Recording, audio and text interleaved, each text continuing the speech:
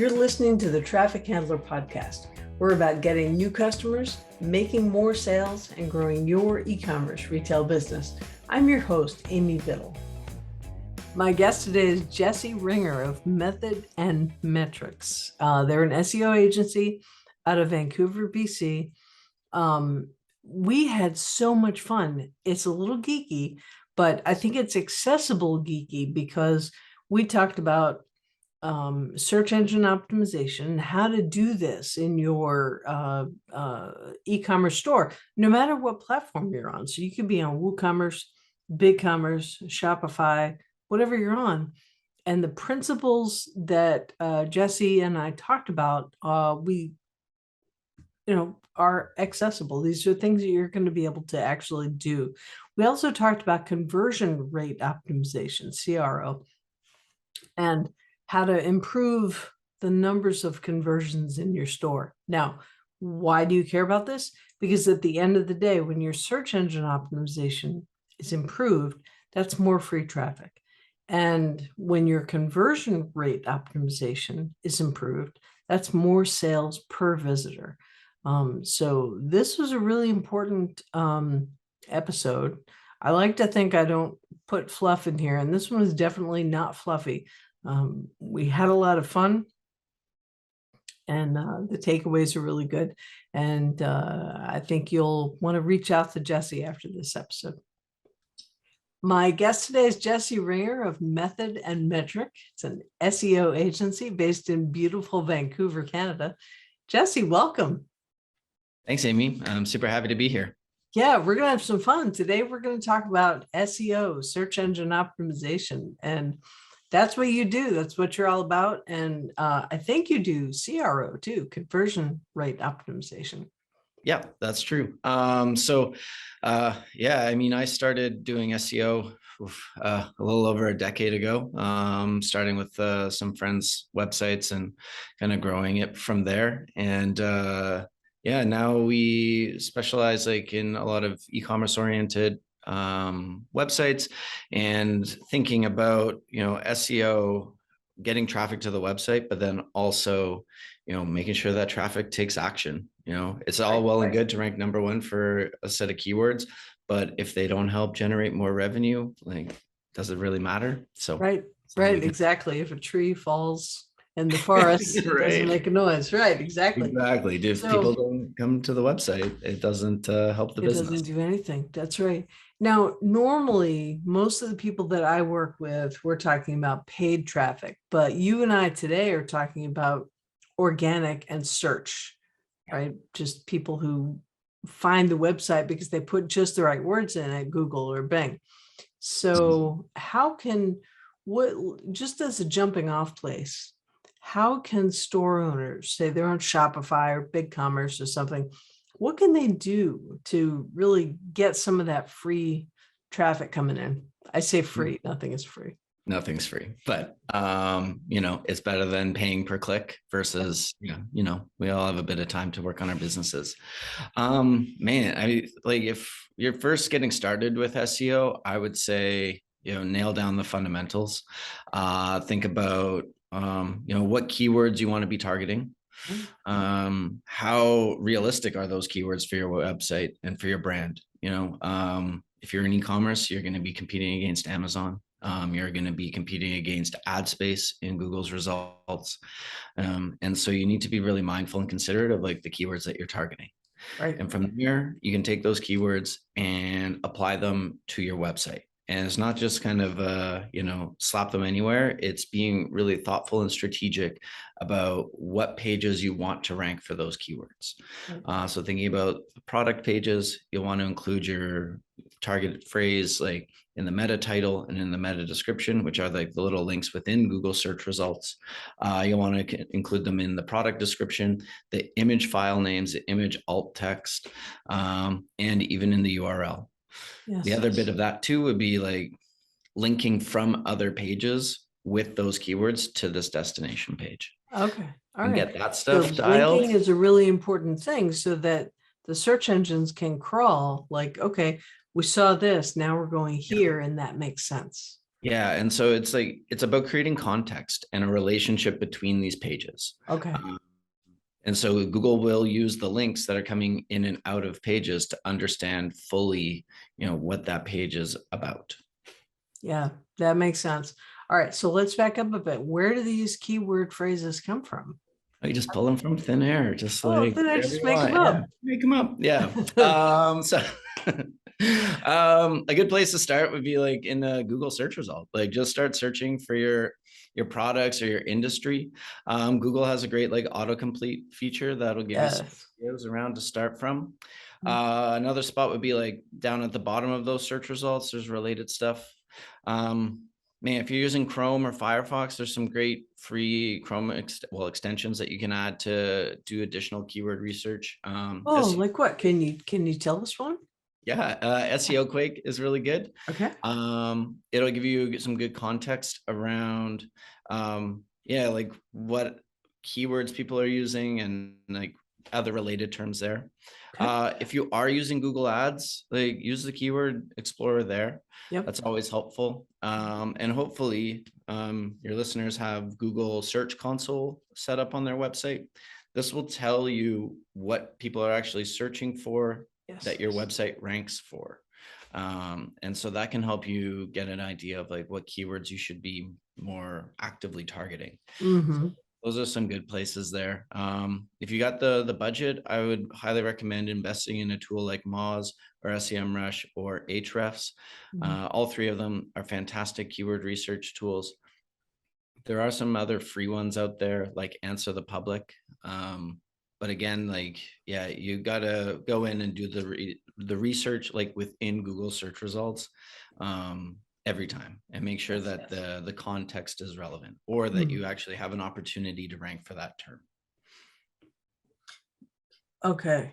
So this now, I'm gonna kind of play devil's advocate here because these are e-commerce people, but I Yeah, just want to sell my stuff. that's fair. Yeah, Okay. So that's so good. this is still kind of kickoff foundational kind of question. Why do I have to do this? Why can't I just, put my stuff up and take pretty pictures and make it look good? If it looks good, that'll be okay, right? Well, everybody, all of your competitors are marketing to your customers, and that's not even just who you have to compete against. You Yeah. have to compete against the Amazons of the world and now like the Shopify networks. You have to compete against like buy and sell and Facebook Marketplace. Like if you're selling something, there's still even the chance that like people don't even want to buy it. So Yeah. you have to market to these people in a way that is authentic and you meet them where they are. Like Mhm. Google searches is like, it's so nice because you're not pushing your product on them. You're reaching people where they are already in the mindset to potentially research a product, buy a product, or like find out more about it. And Great. so if you're not in within Google, like actively trying to rank better, you are missing a large part of your market and your Yes. competitors are going to get them. Awesome. Cool. So ranking, you just talked about ranking. And do I need to be number one for every search term on my site? No, I mean, yes, that would be ideal. You Mm. don't need to be though. And Okay. because so geography plays a big part in how well your website ranks. Okay. Same as the device a person is using when they do a search. Okay. If they're using a device on data, there's a good chance that they're looking for something closer to them in proximity. If they're doing searches from desktop, there's a little more intention around potentially buying online. Mm. So, and again, like I could do the same search as you do, Amy, and we'll get vastly different results, Right. Partly because of geography, right? You're in Vancouver, I'm in Florida.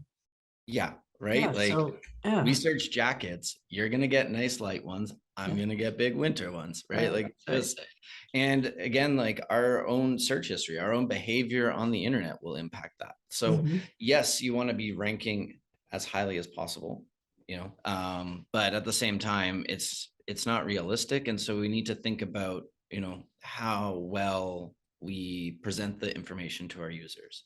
And Right. at the other, like one last little point there too, is like there's oftentimes someone will go to a search and not see exactly what they're looking for, so they'll refine the search. And those are another opportunities where you could rank higher, even though it's like a more long tail or smaller search traffic, Yes. but they're more highly engaged visitors. Is there a way to control that? Like I put in red sneakers, right? Mm. And I get 8 bazillion results, but I don't see what I want, even in Google Shopping. So I refine it. How do you take advantage of that? Because that happens to me Yeah, multiple times a day. great. That's a great question. So I would say if we're talking about red shoes, like your brand would carry a certain amount of red shoes or brands related to that. So maybe you're focusing on like red Nike shoes or red running shoes, and think about that next iteration that is relevant to your brand.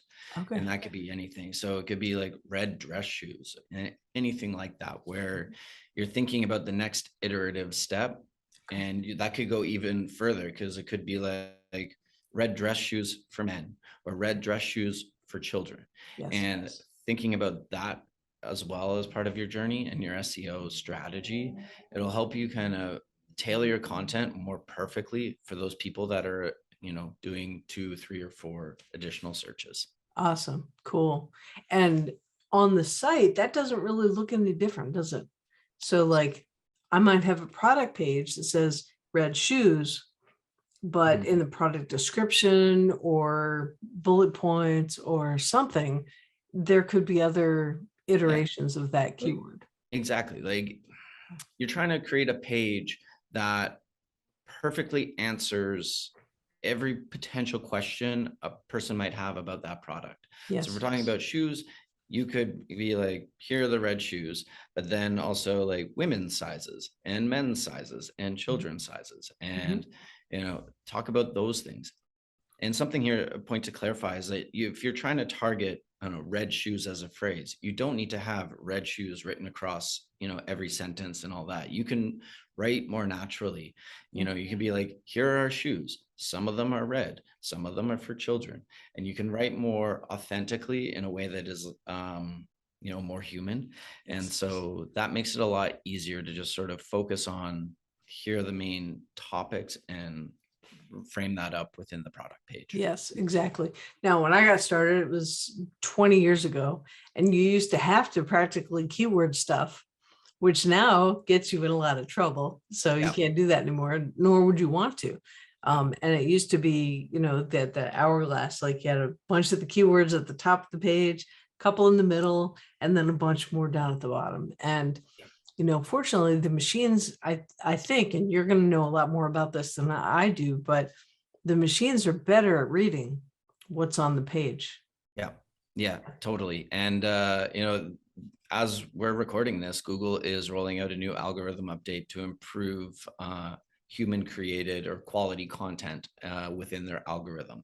Cool. So we're getting like even one step further from that keyword stuffing to Yeah. being like, how you speak and how Mhm. you would communicate with someone is almost like how content and copywriting should look on your website. That's right. I was just reading about that this morning, the natural language and Yeah, how that's like yeah, right now, if you were targeting red shoes, but you're, I don't know, you like using the word sneakers, like Mhm, there would sometimes be a disconnect, right? mhm. And it's getting even like we're at a point too where you can use synonyms within a description, or within a product page. And now it's going to become even more like that, like using slang terms and the understanding that you don't always have to go, these shoes do this. You Right. just do that, these do this. And Google will Awesome. start to understand that like you're talking about shoes.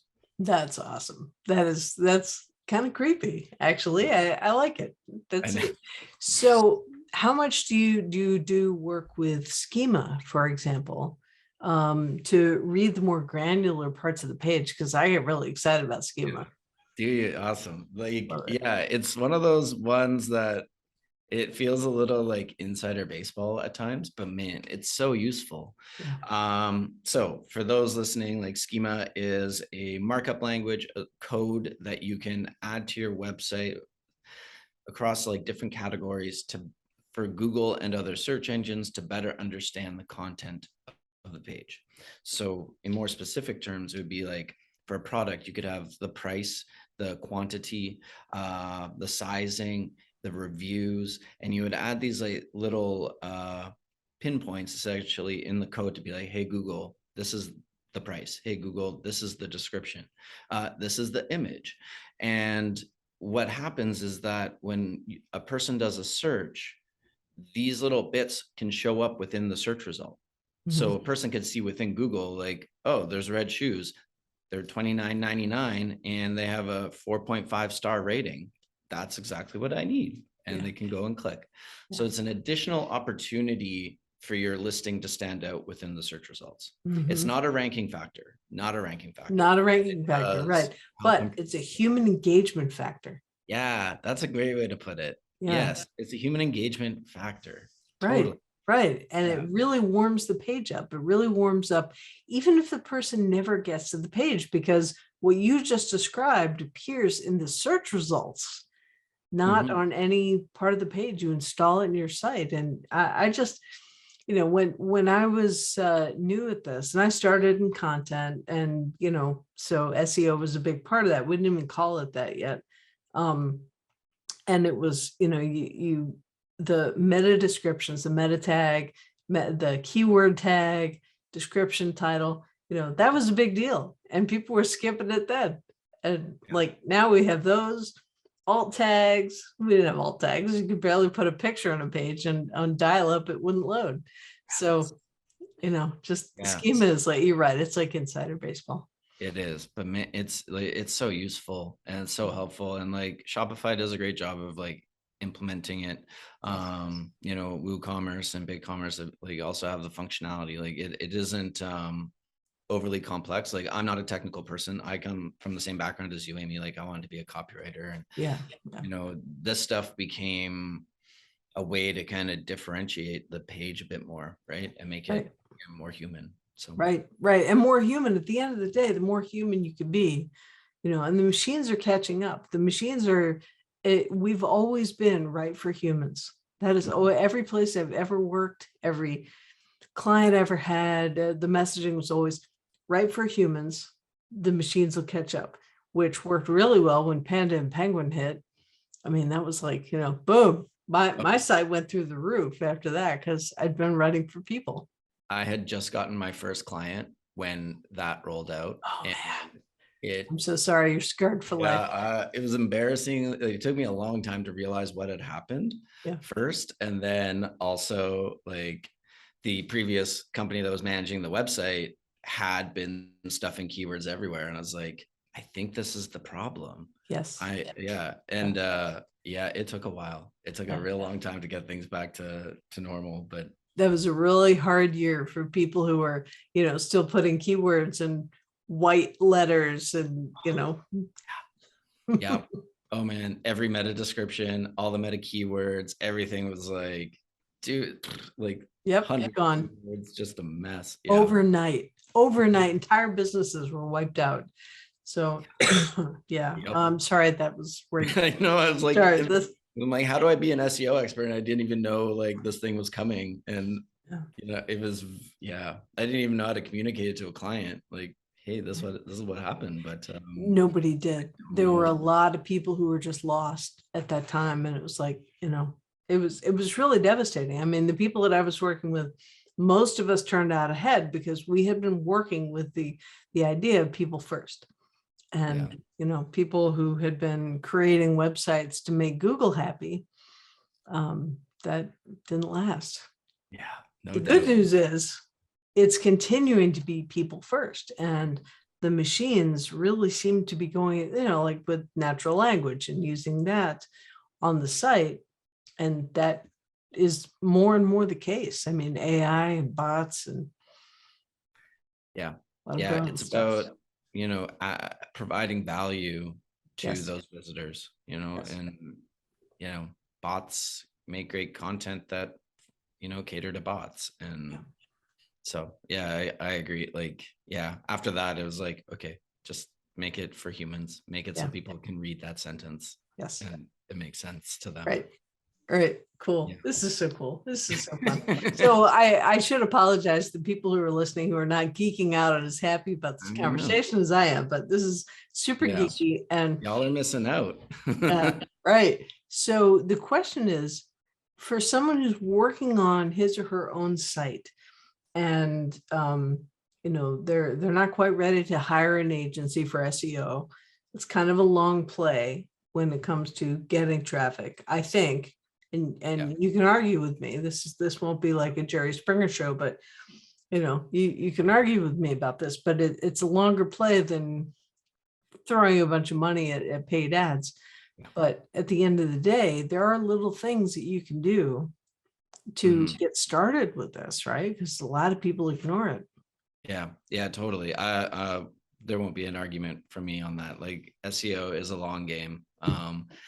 It is a 6 to 12 month commitment before you really start to see that growth. And yeah, and even then it might, you just got to chip away at it. And so the few things that I always consider and always like present is like, take care of the things that you can control, the things Mhm. on your website, like make those descriptions as helpful and thorough as possible on every product. Take the time to do that. Make sure that your website loads quickly. So don't have giant images. It's a really easy thing to overlook, but it's also a really easy thing to do before you start putting product images up on your website. um the other thing, like with categories, be really thoughtful of how you choose to structure those and make sure those categories have descriptions, so those do help with the search engines, but also gives people context of like what they're getting into on that page. But yeah, content is one thing that you can always control, like what you can write, and be thorough and descriptive, and at the end of the day just be really helpful to your visitors. Yep. That's the name of the game. Yeah. Cool. So let's shift over to conversion rate optimization. Perfect segue. We're talking about putting the content on the site, but more and more I'm seeing websites with conversion rates of like 0.5%. And yeah, exactly. I made that same face. So how do we get up to like a 2 or a 5 for ecom? Yeah. I mean, you really got to dig into your data. Mhm. Hopeful that you have at least Google Analytics on your website. You get something like Hotjar. Man, Full Story is another great one too. Like those are great ways to get an understanding of what people are doing on your website and what they're looking at, where their pain points are within that place, within the website. But yeah, like start looking at the data and start understanding, where people are falling off. Yeah. And then with like something like Google Optimize, it's a free tool that allows you to Mm. A/B test. Mhm. Like, try different variations. Try leading with more imagery with people in them versus Mhm. just products, or you know, the obvious one, try different button colors. Those kinds of things are really good. Yeah. The other thing too, I would say, is like go through your website as a buyer and make Mhm. sure there aren't any hiccups in there. Like maybe your checkout button is broken, maybe your Mhm. cart is backfiring, maybe your forms are messed up. Like go through that stuff and take a look. Yeah. Ultimately those are, yeah, where you want to go with that. Another thing too is like think about the long game. Like if they come to your website from a social media post, Mhm. then like figure out how you can maybe retarget them so they come back after and be like, hey, remember when you looked at this product, like it's on sale now, or what have Mhm. you. So Yeah. there's a lot of little things there. Email, I think, is a big one, and I know that's like a little off topic in terms of SEO, but I think email is so personal, and as data and privacy becomes like more apparent, Mhm. owning that list and being able to reach out to your customers and potential customers is a Yeah. surefire way to kind of help improve those conversion rates. Perfect. Perfect. That's ideal. Mhm. So I know that the people that I work with, we're doing, or at least encouraging clients that I'm consulting with to, test their customer journey monthly, test that cart. complete the purchase. Don't just leave the stuff in the cart, like complete the purchase. I know one time one fella I was working with, his cart was broken for a month and he didn't even know it. That's hard, like Yeah. that's lost sales. That's Yeah. hard. Right. Like a month's worth. Yeah, I Jeez. know. Yeah, that's a long time to be, that's essentially out of business. Yeah, right. Like those are, yeah. Man, that's, yeah, you definitely got to be checking that stuff all the time. Like, Mhm. you know, double check that you're getting the emails, your customers are getting the emails. Like Right. that's one too. Like that's one in my own personal life that I see a lot where, you buy something and you're like, I don't remember seeing an email confirmation that I got that. Like there's things like that that kind of erode a bit of that trust. Yes. And, if people talk and you'd be like, oh yeah, like, yeah, eventually it showed up, but I had no idea where it was going or when it was coming. And, you know, yeah, those kinds of things are big. Like make sure your store is working and that every little touch point is dialed in because it'll add Mhm. up over time. Yep. And you said the magic word, trust. It's along the lines of, it's the thread of this entire conversation, the human engagement, the warmth, the prospect or customer nurturing, the trust that you're building. Yeah. If your emails are going to spam, let's figure out a way to improve that deliverability. Yeah. Yeah. Yeah. Totally. And like especially if like your shop owners have limited time and bandwidth, like yeah, it's important to maintain that trust and Mhm. send follow-up emails. You can automate a lot of this, Yeah. make sure that they had a good experience because repeat customers are huge and they'll help Gold. improve your conversion rate, and if they're happy, then you will hopefully be happier. But Right. like, yeah, if you Absolutely. can keep those Yes. people happy and advocating for you and you know don't erode that trust, like Yep. yeah, trust is Yep. key Let for them any run. business, but Yeah. now it's even more apparent in like the e-commerce world, like the amount of scams and things that exist on like Instagram, trust gets eroded quickly and it Mhm. doesn't necessarily come from you. It does, it's an industry thing, so you need to go above and beyond to ensure that people can trust you. That's right. Absolutely. Yeah. So, been here about a half an hour. What I would like to do now is ask you for a story, like a case study or an example of a client that you helped, because people listening are going to want to know, huh, what can Jesse Ringer do for me? So let's hear some brags. Man, oh, that's not, as a Canadian, it's very hard to brag. Yeah, I know. And it's I'll, Yeah. I'll give you permission to, Okay. Oh say my say goodness. something Thank cool you. about your team. Yeah. So, so I got two that come to mind. One is not in the e-commerce space, but it's with a clinical counselor that she started as her own consultant, counseling, specializing in like women's health and like premarital advice and things like that. And we dove deeply into building a content strategy for her, posting like 4 times a month, cultivating a huge newsletter list for her as well. And within 6 months, we had increased her traffic by 500%. She had to hire 2 new counselors. And within 18 months, she had hired 4 counselors, and her traffic is, 1,000% higher than it was this time 18 months ago. And that was all because of SEO. Yeah, just I love it. content. So much content, just being Mhm. real diligent about answering these questions. And then she was able to grow her practice into, It's great. a multi-counselor team. Yeah. Um, Another one more on the e-commerce side is working with an online hobby shop that sells like Pokemon cards, Yu-Gi-Oh, Magic the Gathering, board. Nice. Like, yeah, it's a super fascinating space because it's like collectibles, but it's also like very fast paced like e-commerce. And Right. so yeah, with them we've been able to grow their market share in like highly competitive terms around Pokemon trading cards, Pokemon Mhm. collectibles, and within that space they've been around just a little over a year and a bit now. We're doing, like almost like 6 figures a month in revenue. Just from SEO, and like there is obviously ads involved in that, but retargeting. And then we do like a Klaviyo marketing automation to help like retain a lot of users.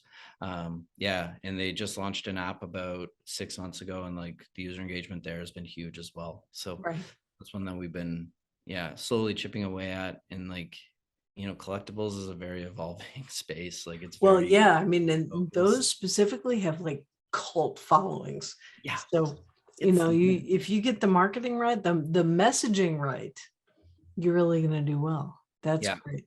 Exactly. Yeah. It came down to like, these are not things that we had to touch on, but like customer service.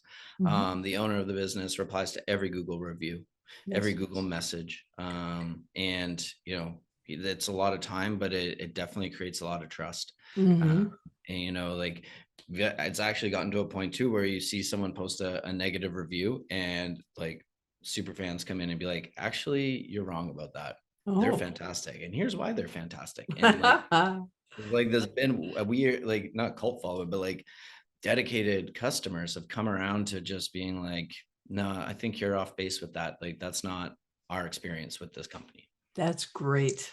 That is great. Boy, that's a great position to be in. I know. I wish I could take more credit for that, but like it's such a cool thing to see. But yeah, it's like it's a very interesting client to be working with for sure.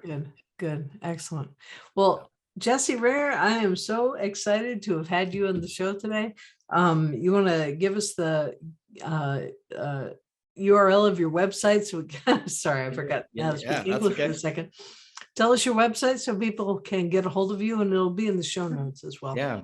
Thank you for having me, Amy. This was super fun chat. I really enjoyed it. But yeah, you can find us at methodandmetric.com.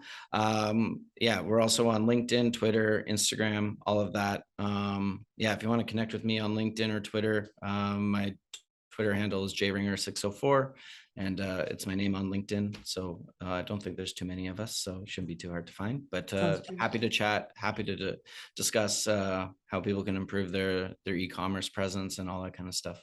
That's great. And you've got some pretty cool resources on your website also. Oh, yeah, I do. PageSpeed, Google My Business in there, as well as like a new Google Analytics 4 guide to just help. I'm looking forward to going through that. Yeah, that one is, man, we got to keep updating it because they keep rolling out new features. So it's been a beautiful which needed to happen because GA3 was pretty cool. So GA4 needs to catch up. It's been, it's been a challenging like transition so far, I would say. Well, Jesse, this is a fantastic conversation, and I think you and I will be talking again in the future in some way. So thanks for coming on the show. I'm going to hit the off button, so don't run off. You've been listening to the Traffic Handler Podcast. We're about getting new customers, making more sales, and growing your e-commerce retail business. I'm your host, Amy Biddle. Get more at amybiddle.me. And until next time, go sell more stuff.